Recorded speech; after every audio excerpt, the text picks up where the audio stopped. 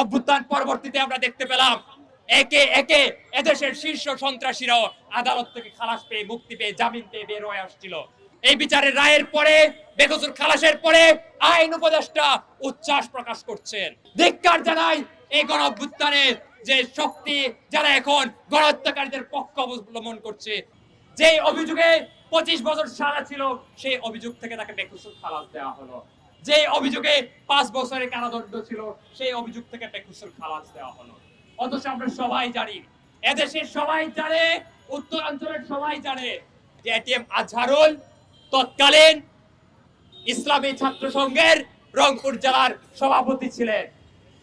রংপুর জেলার সভাপতি হিসাবে তিনি আলবদর বাহিনীর ওইখানকার প্রধান হিসাবে দায়িত্ব পালন করেছেন। সেই আলবদর কমান্ডার আজকে 24-এর গণঅভ্যুত্থান পরবর্তীতে আমরা দেখলাম তার গায়ে কোনো পরিমাণ 71-এর কোনো কাদা নাই, গণহত্যার কোনো চিহ্ন নাই। তিনি একজন ফেরেশতা হিসাবে ওই ইন্টারিম গভর্নমেন্ট রায় দিল। কিসের ভিত্তিতে দিল আমরা পরিষ্কার না। এদেশের জনগণ 71 কখনো ভুলবে না।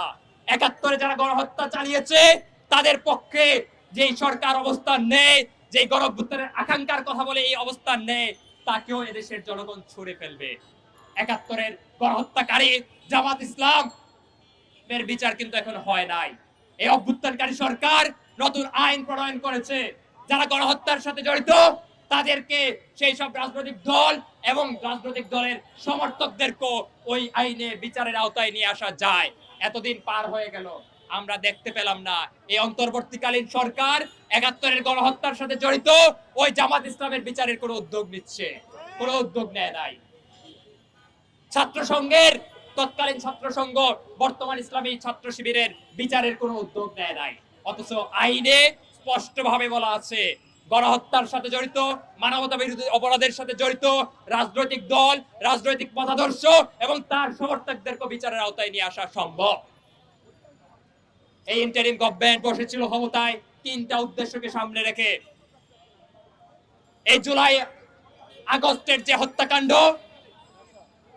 হত্যাকাণ্ড আওয়ামী লীগের নেতৃত্বে সরকার করেছিল তার বিচার নিশ্চিত করার জন্য 10 মাস হয়ে যাচ্ছে, এই বিচার এখন হয় নাই।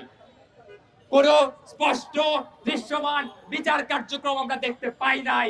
কিন্তু এই সরকার স্পষ্টভাবে 71-এর যুদ্ধাপরাধীদেরকে বেকসুর খালাস দিয়েছে।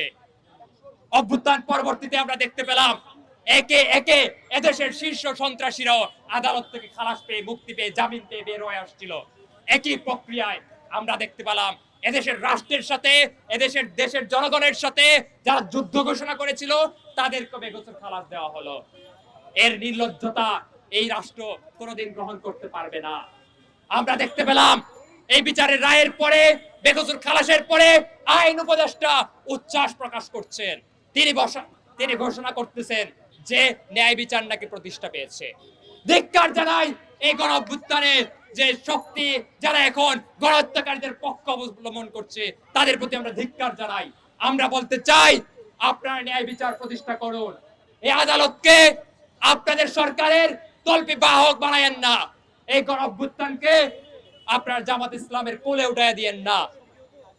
আমরা এদেশের মুক্তিযুদ্ধের পক্ষের যত শক্তি আছে, এদেশের মা মাটির সপক্ষের যত শক্তি আছে, তাদেরকে আহ্বান জানাই আপনারা প্রতিবাদ করুন, আপনারা আওয়াজ তুলুন। কিসের ভিত্তিতে, কোন প্রক্রিয়ায় এই ফাঁসির দণ্ডপ্রাপ্ত আসামিকে বেকসুর খালাস দেওয়া হলো? এর আগে আমরা দেখেছিলাম ওই আওয়ামী লীগ সরকার 71-এর গণহত্যার বিচারের জন্য যে বিচার প্রক্রিয়াকে রাজনৈতিকরণের মাধ্যমে একটা প্রশ্নবিদ্ধ অবস্থান তৈরি করেছিল। কিন্তু আমরা তো এই প্রত্যাশাও রেখেছিলাম, যারা আমরা মুক্তিযুদ্ধকে ধারণ করি, যারা দেশের মা মাটিকে ধারণ করে, তারা তো এই প্রত্যাশাও করেছিলাম যে এদেশে 71-এর বিচার অভ্যুত্থান পরবর্তীতে সুষ্ঠুভাবে হবে, কোনো বিচারিক প্রক্রিয়া হস্তক্ষেপ করা যাবে না। কিন্তু আমরা দেখতে পেলাম প্রধান বিচারপতি এই রায়ের আগে প্রধান উপদেষ্টার সাথে সাক্ষাৎ করে পরামর্শ নিয়ে আসছেন কি রায় দিবেন সেই বিষয়ে সরকার প্রধানের পরামর্শ নিচ্ছেন। সরকার প্রধানের বাতলে দেওয়া রায় এদেশের স্বাধীন যে বিচার ব্যবস্থা, সেই স্বাধীন বিচার ব্যবস্থার যে আকাঙ্ক্ষা সেটা শেষ মেরে ফেলেছে।